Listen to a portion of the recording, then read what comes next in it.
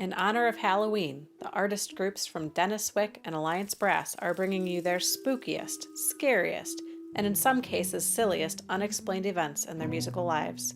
Grab your favorite Halloween candy and enjoy this next story from Denis Wick artist Paul Archibald. It still makes me feel ill just thinking about it, because what my scary story is that I used to play in a brass quintet, and we were very successful. We traveled all over the world and did lots of gigs, and we'd managed to secure a gig at a new concert hall in Valencia. Now the concert hall is about the size of the Royal Festival Hall in London, and it's a really top festival.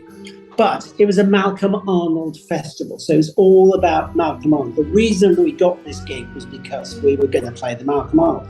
Well, it so happened that we had got a Dep in for the concert, and this Dep was a wonderful player. He was principal horn in the London Philharmonic Orchestra, but he wasn't really used to ensemble music.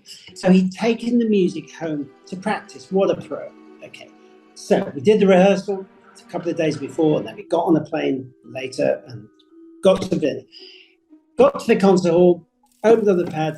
You know what I'm going to say? He'd left the music on the stand. Now the thing is, you can't really, if you've not played the Malcolm Arnold before, you've only done the rest, you can't do it. So that then ensued. This was in the days where there wasn't email. We had to use things called faxes. We couldn't use the concert hall fax because I didn't want to alert them to the fact that the reason we were there, we couldn't play the Malcolm Arnold. So our trombone player, David Wilson, had to jump in a taxi, go to the hotel, send a fax to a guy that we knew also ran at the brass ensemble, hoped that he was in. Okay, fortunately he was in. He then faxed the horn part back to us. And you know what faxes are like in those days? They're really horrible bits of paper. So the music actually arrived about 2 minutes after the concert was supposed to start. So we managed to delay it. So that was about as bad as it could get. It gets worse. Off we went to the airport. Okay.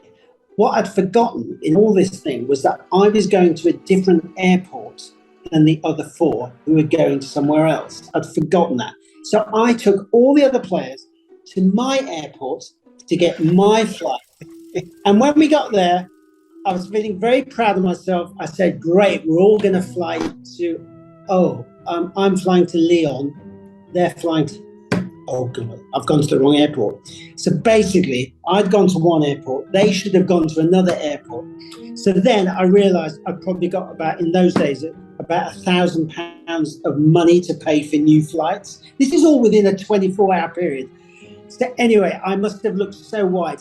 It wouldn't happen nowadays, but they actually let us on the flight to go back to London. That was Iberia. I think it was a Spanish airline, and that all happened within about 24 hours, right from that moment when we realised we hadn't got the music to play at a Malcolm Arnold festival, right to the next morning when I've got 4 players who were not at the right airport.